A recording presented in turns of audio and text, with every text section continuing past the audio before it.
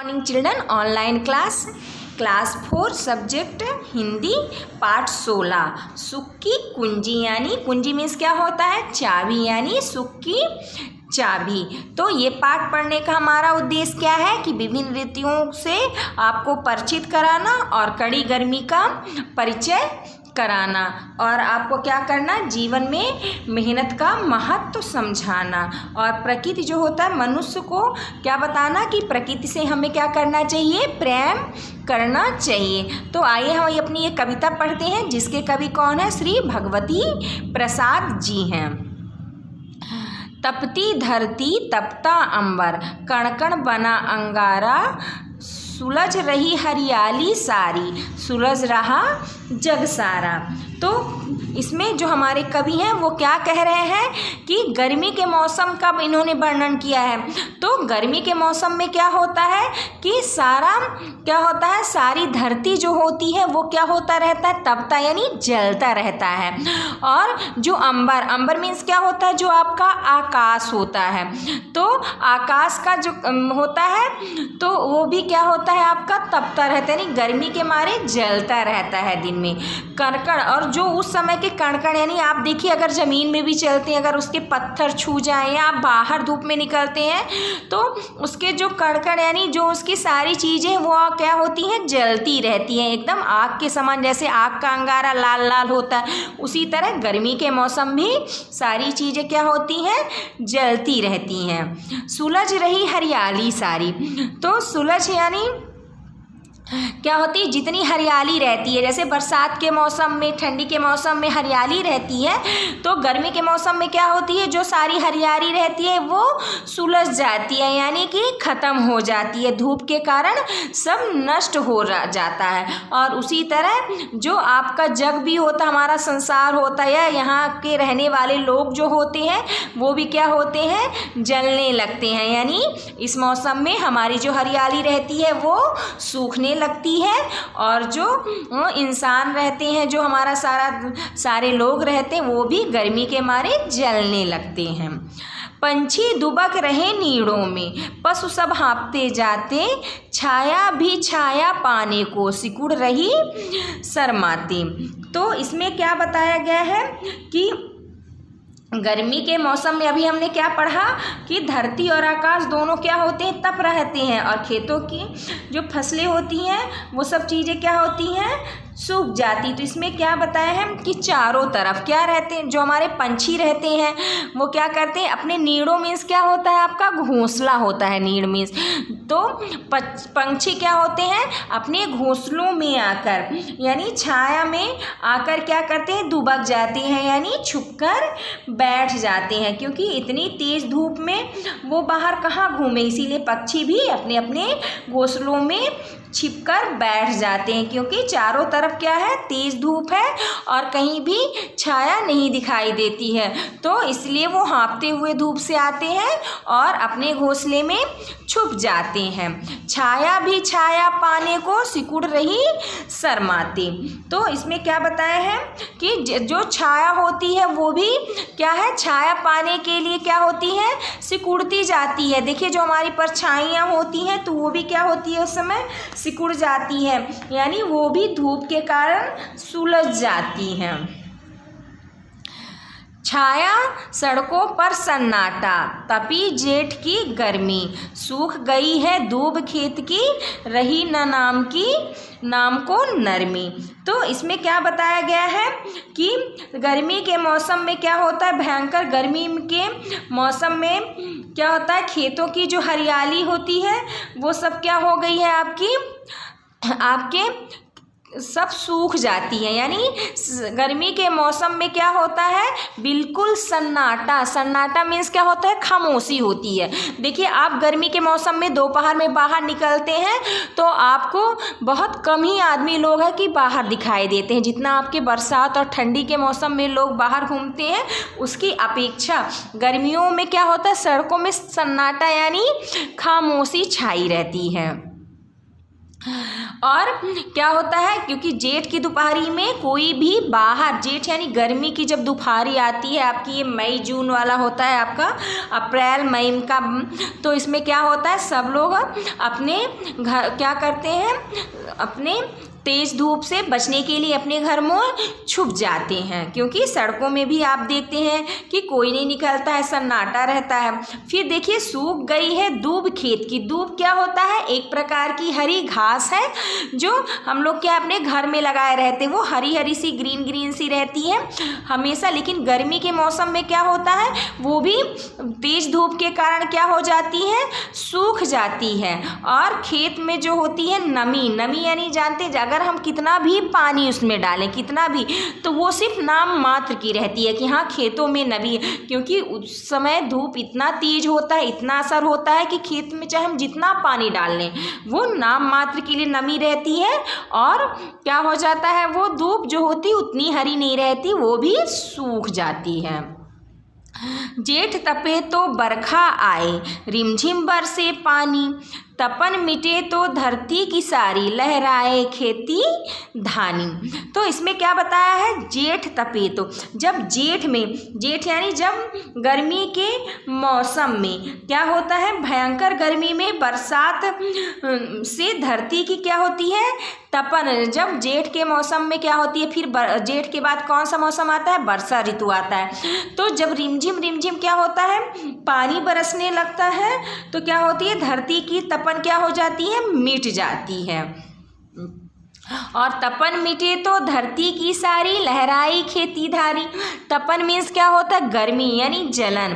तो जब धरती के क्या होता है, जब पानी बरसता है तो फिर जो धरती की तपन होती है यानी जलन होती है वो भी मिट जाती है, और खेतों में फैले फसलें जो होती है वो क्या होती है, हरी होकर लहराने लगती है, यानी क्या हो जाती है, वो बढ़िया से उस खेती होने लगती है, यानी वो सूखती नहीं है। तो हमारे इसमें कविता में क्या बताया गया है कि भयंकर गर्मी के बाद बरसात से धरती की तपन मिट गई है तथा खेतों में फसलें हरी होकर क्या है, लहरा रही हैं। जितना जितना कष्ट झेलते उतना ही मिलता आराम, यही तपन है सुख की कुंजी, हो हमको आराम हराम। तो इसमें क्या बताया है कि हम जितना ज़्यादा हम लोग क्या करेंगे, जितना ज़्यादा ही कष्ट झेलेंगे हमें उतना ज़्यादा क्या मिलेगा, आराम मिलेगा। और यही कष्ट क्या है, हमारे सुख की कुंजी है, यानी जो ये कष्ट होता है, तपन होता है, ये हमारे सुख की क्या है, चाबी है। इसलिए हमें आराम क्या करना चाहिए, हमें आराम हराम है, इसीलिए हमें क्या करना चाहिए, खूब मेहनत करना चाहिए और मन लगाकर क्या करना चाहिए, काम करना चाहिए। तो ये बताइए आपको इस कविता में क्या शिक्षा मिली आप लोगों को बच्चों। तो इसमें हमें इस कविता में ये शिक्षा मिलती है कि कष्ट सहकर ही हम अपने लक्ष्य को प्राप्त कर सकते हैं। जो बच्चे कष्ट नहीं सहते हैं, पढ़ाई नहीं करते हैं, पढ़ाई से जी चुराते हैं, तो बाद में उनको सफलता भी नहीं मिलती है और वो पछताते रहते हैं। इसलिए आपको क्या करना है कि कष्ट सहकर ही हम अपने लक्ष्य को प्राप्त कर सकते हैं। अतः जीवन में आए कष्टों से हमें घबराना नहीं चाहिए, उसका क्या करना चाहिए, डटकर मुकाबला करना चाहिए। फिर देखिए नेक्स्ट पेज देखिए, इसमें आपकी वर्ड मीनिंग है, इसे आपको क्या करना है, याद करना है और अपनी कॉपी में नोट करके आपको क्या करना है, हमें दिखाना है। तो आइए फिर नेक्स्ट देखते हैं, सही विकल्प पर हमें क्या करना है, सही का चिन्ह लगाना है। तो फर्स्ट क्वेश्चन क्या है, सड़कों पर छाया है, तो सड़कों पे क्या छाया है, सन्नाटा दुख की खुशी, तो इसका आंसर क्या हो जाएगा, सन्नाटा। खेतों में क्या सूख गई है, बताइए खेतों में क्या सूख गई है, फसल की दूब की धरती, तो इसका आंसर क्या हो जाएगा, दूब हो जाएगा। फिर नेक्स्ट क्वेश्चन देखिए, कष्ट झेलने के बाद मिलता है, तो बताइए कष्ट झेलने के बाद क्या मिलता है, दुख मिलता है कि पैसा मिलता है कि आराम, तो इसका आंसर क्या हो जाएगा, आराम। फिर नेक्स्ट पेज देखिए आप लोग, सही कथन पे हमें क्या करना है, सही का निशान लगाना है और गलत कथन पे हमें गलत का निशान लगाना है। तो आइए देखते हैं इसमें क्या बताया गया, धरती और आकाश तप रहा है, ये आपका सही है। सारी हरियाली सुलझ गई है, ये भी आपका क्या है, सही है, क्योंकि गर्मी के मौसम में क्या होता है, आपकी सारी हरियाली जो होती है वो सूख जाती है। पक्षी आराम से आकाश में उड़ रहे हैं, नहीं, ये आपका गलत है, क्योंकि पक्षी है वो क्या करते हैं, अपने घोंसलों में छुप जाते हैं। फिर नेक्स्ट देखिए, खेत में दूब हरी भरी रहती है, ये भी आपका गलत है, क्योंकि जो आपके खेतों की दूब होती है वो क्या होती है, सुलझ जाती हैं। फिर देखिए नेक्स्ट क्वेश्चन क्या, रिक्त स्थानों में निम्नलिखित पंक्तियों के क्या करना है, हमें भाव स्पष्ट करना है। तो फर्स्ट क्या है, छाया भी छाया पाने को सिकुड़ रही शर्माते। तो इसमें क्या बताया कि चारों तरफ धूप ही धूप है, अर्थात कहीं पर भी आराम यानी छाया नहीं है। फिर नेक्स्ट क्या है, जितना जितना कष्ट झेलते उतना ही मिलता आराम। तो इसमें इसका अभाव क्या होगा कि हम जितना ज़्यादा कष्ट झेलते हैं कि उतना ही हम क्या मिलेगा, आराम पाते हैं हम। यहाँ पे देखिए, जितना जितना हम कष्ट झेलते हैं के बाद आप क्या लिखेंगे, फिर यहाँ पे फिर हो जाएगा, फिर उतना,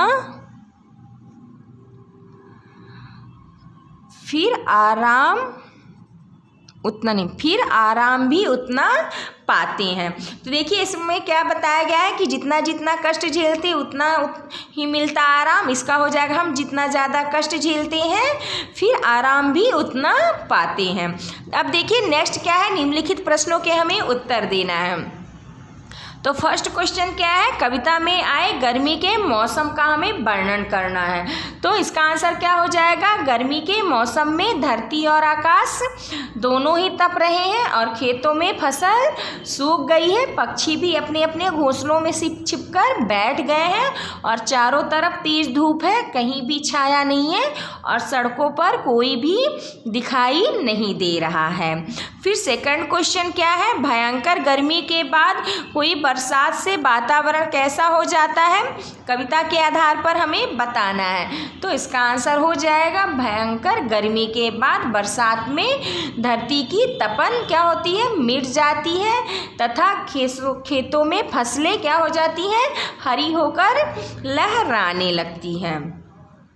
सुख की कुंजी क्या है, तो सुख की कुंजी यानी सुख की चाबी क्या है, तो हम जितना ज़्यादा कष्ट झेलते हैं उतना ही आराम मिलता है, यही कष्ट हमारे सुख की क्या है, कुंजी है। फिर नेक्स्ट हमारा क्या है, आपका भाषा की बात आई। तो भाषा की बात में आज हम क्या पढ़ेंगे, प्रविशेषण।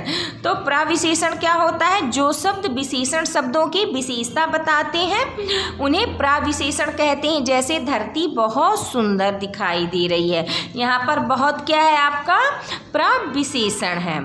तो निम्नलिखित वाक्यों में प्रविशेषण शब्दों में हमें क्या करता है, रेखांकित करना है। तो आइए फर्स्ट नंबर देखते हैं, आज बहुत गर्मी है। तो इसमें कहाँ पे आपकी रेखांकित हम करेंगे, बहुत में। सेकंड है, वर्षा ऋतु में अधिक हरियाली होती है।